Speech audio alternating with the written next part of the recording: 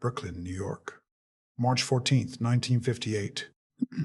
Carlo Gambino sat at the head of a long table in the back room of the Ravenite Social Club on Mulberry Street in Little Italy, surrounded by 15 of his top lieutenants, capos, and soldiers who ran the day-to-day operations of what would soon become the most powerful crime family in America.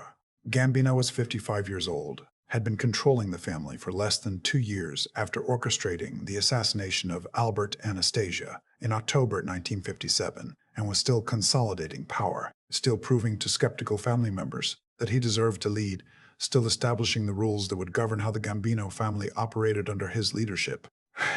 On this particular Friday evening, Gambino had called an emergency meeting to address a problem that threatened to create a split within the family, a problem that seemed simple on the surface, but that contained complications that could destroy everything Gambino had built if handled incorrectly.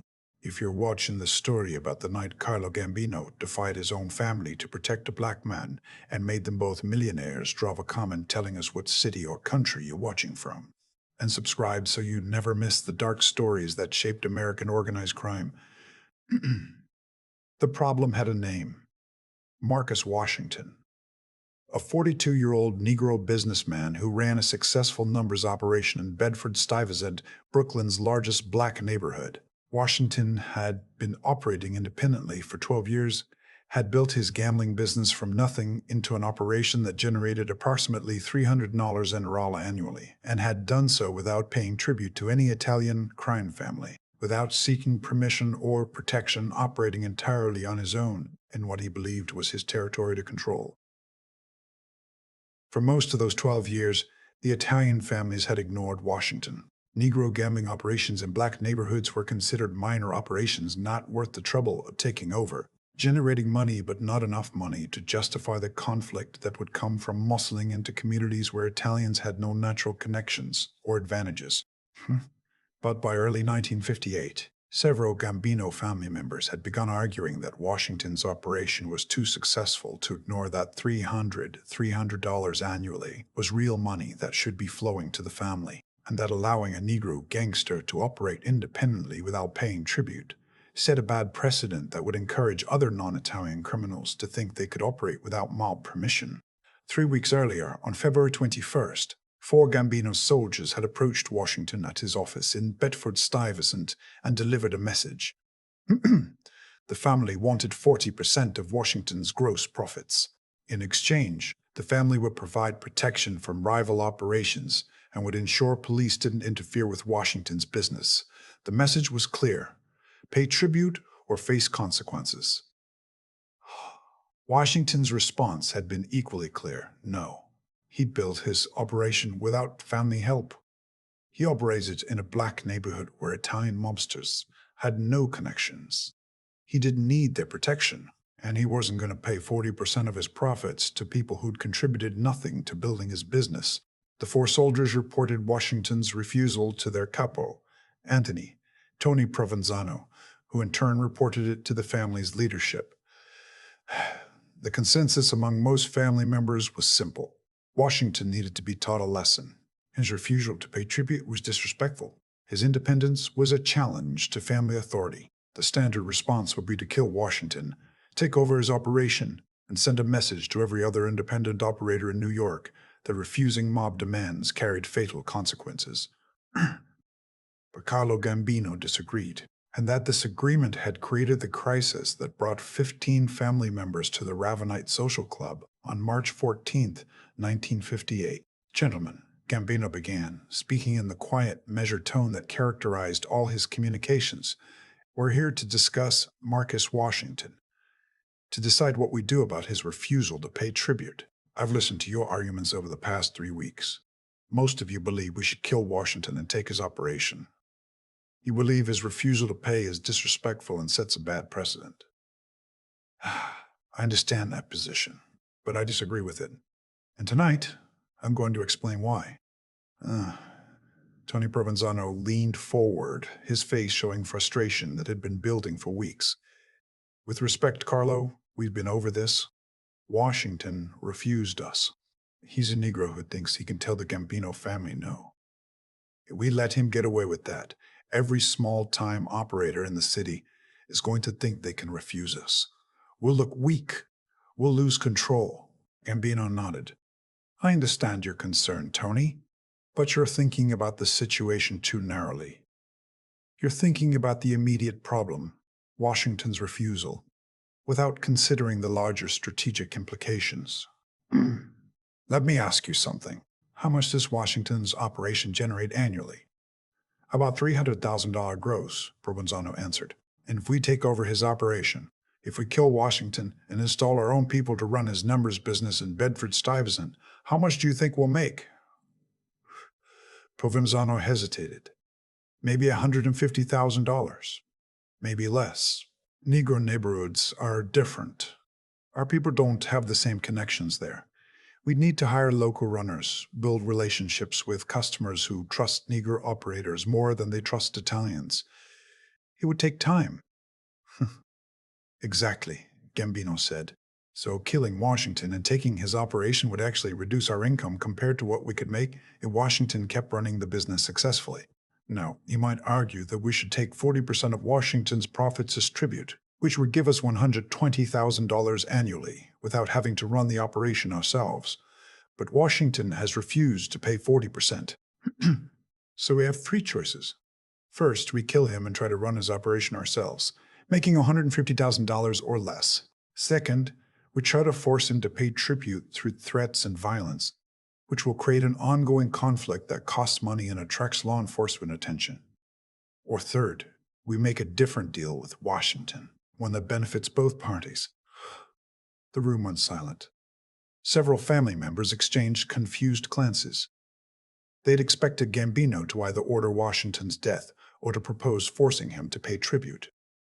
They hadn't expected a third option. This is where Carlo Gambino shows why he became the most powerful mob boss in America. If you're still watching, comment below what city you're from and hit subscribe, because his solution shocked everyone in that room. Here's what I propose, Gambino continued. We don't take 40% of Washington's profits. Instead, we become his silent partners. We invest capital in his operation to help him expand. We provide connections to corrupt police and politicians that will protect his business from interference. We help him grow his operation from $300,000 annually to $1 million or more. And in exchange, we take 25% of the increased profits. Not 40% of what he's making now, but 25% of a much larger operation. The genius of this arrangement, Gambino explained, is that Washington wins, we win, and we avoid the costs and risks of taking over his operation by force. Washington gets to keep controlling his business. He gets capital and connections that help him expand. He makes more money, even after paying us 25%. We make more money than we would from taking 40% of his current operation, or from trying to run it ourselves. And we establish a model for working with successful Negro operators in black neighborhoods throughout the city. Instead of fighting for control of territories where we have no natural advantages, we partner with people who do have those advantages, and we all profit. Tony Provenzano shook his head. With respect, Carlo, that's not how we operate. We're not partners with Negros. We're the mob. We take what we want. We don't negotiate. We don't make deals that treat them as equals. If we start treating Negro gangsters like partners, we lose respect. Other families will think we've gone soft. Gambino's expression hardened slightly. Let me be very clear about something, Tony. Respect doesn't come from being the most brutal. Respect comes from being the most successful. If we kill Washington and take his operation and make less money than we would have made by partnering with him, we haven't demonstrated strength. We've demonstrated stupidity. And stupid bosses don't earn respect. They earn contempt. I'm not proposing we treat Washington as an equal. I'm proposing we use him as a tool to make money more efficiently than we could make it through force. But there's another reason I'm protecting Washington. Gambino continued, a reason that's even more important than profit. 3 months ago, in December, Washington's operation discovered that one of his runners was an FBI informant. The runner had been reporting information about Washington's business to federal agents for 6 months. Washington could have killed the informant. Instead, he came to me.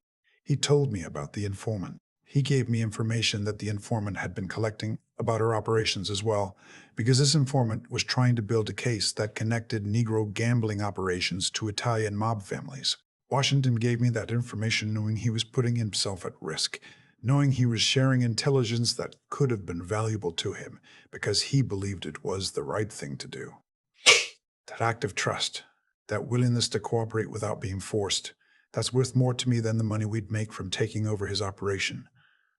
Washington proved he's someone who understands that cooperation benefits everyone. That kind of intelligence and goodwill is rare, and I'm not going to destroy it by killing him because you're worried about respect. Huh.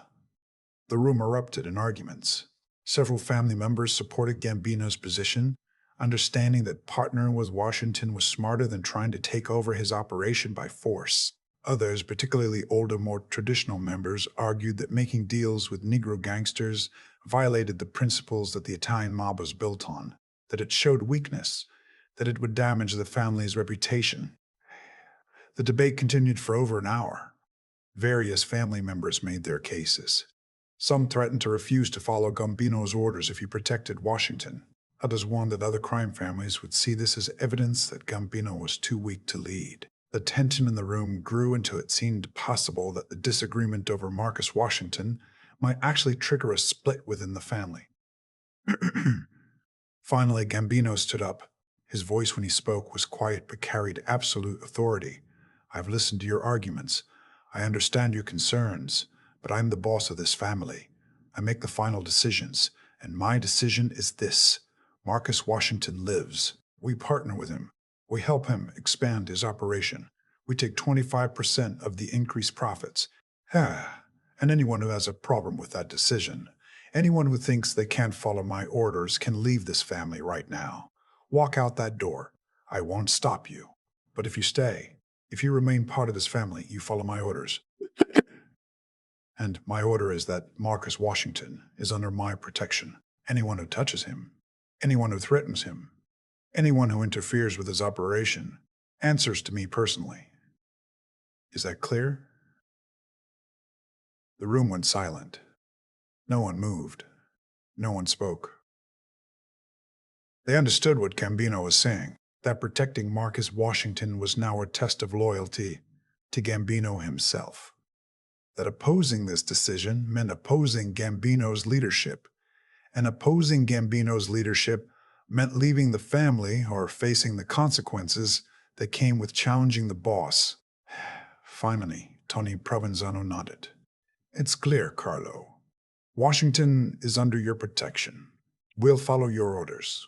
One by one, the other family members indicated their acceptance, not because they agreed with the decision, but because they understood that Gambino had made his position clear, and that continuing to argue would be interpreted as disloyalty.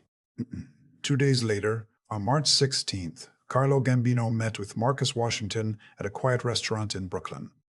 Washington arrived expecting to be killed, had prepared himself for the possibility that this meeting was a setup, that Gambino was going to eliminate him in retaliation for refusing to pay tribute. Instead, Gambino offered him the partnership, explained the terms, promised protection and support, and asked if Washington was interested in becoming wealthy, rather than staying independent, but limited. Washington accepted immediately. Over the next 5 years, with Gambino's capital and connections, Washington's operation expanded from $300,000 annually to over $2 million annually. Washington became one of the wealthiest black men in Brooklyn, and the Gambino family collected 25% of those expanded profits, earning approximately $500,000 annually from Washington's operation alone, far more than they would have made by taking it over by force. But the real impact of Gambino's decision went far beyond the money. By protecting Washington, by establishing a model of partnership rather than conquest, Gambino demonstrated a strategic intelligence that other mob bosses lacked. Over the following years, the Gambino family established similar partnerships with Negro gambling operations throughout New York. By the mid-1960s, the Gambino family was earning millions annually from these partnerships, money that flowed to them without the costs and risks of directly operating in black neighborhoods. And Marcus Washington? He retired in 1970, sold his operation to a trusted associate, and lived another 25 years as a respected Brooklyn businessman. When he died in 1995, his obituary mentioned that he'd been one of the most successful black entrepreneurs in New York history. What the obituary didn't mention was how close he'd come to being killed in March 1958, or how Carlo Gambino's decision to protect him had saved his life and made them both millionaires. Before we finish this story, if you made it this far, drop a comment telling us what country you're watching from. And subscribe because organized crime history is full of decisions that prove intelligence matters more than violence. Carlo Gambino died in 1976 at age 74, having never spent significant time in prison despite running the most powerful crime family in America for nearly 20 years. When crime historians analyze why Gambino was so successful where other mob bosses failed, many pointed to moments like the Marcus Washington decision. Gambino understood that real power came from making strategic choices that maximize profit while minimizing risk and conflict. He understood that partnerships could be more valuable than conquests. He understood that earning trust could generate more wealth than inspiring fear. The story of how Carlo Gambino protected Marcus Washington from his own family became legend in New York's underworld. A story about a mob boss who was smart enough to see past racial prejudices when there was money to be made. Smart enough to defy his own family's expectations when those expectations were based on outdated thinking. Smart enough to recognize that a successful Negro gangster could be more valuable as a partner than as a victim. Smart enough to understand that the mark of real leadership isn't forcing everyone to follow your orders through fear, but convincing them to follow because your orders lead to success. That's the story of March 1958, the night Carlo Gambino stood in front of his family and said, "No, we're not killing Marcus Washington." The decision that shocked everyone in that room. The partnership that made both men millionaires. And the moment that proved why Carlo Gambino would become the most powerful and most successful mob boss in American history. Because he understood something that other bosses didn't. That intelligence and strategy would always beat brutality and prejudice in the long run. And not protecting the right person at the right time could be worth more than any amount of violence ever could.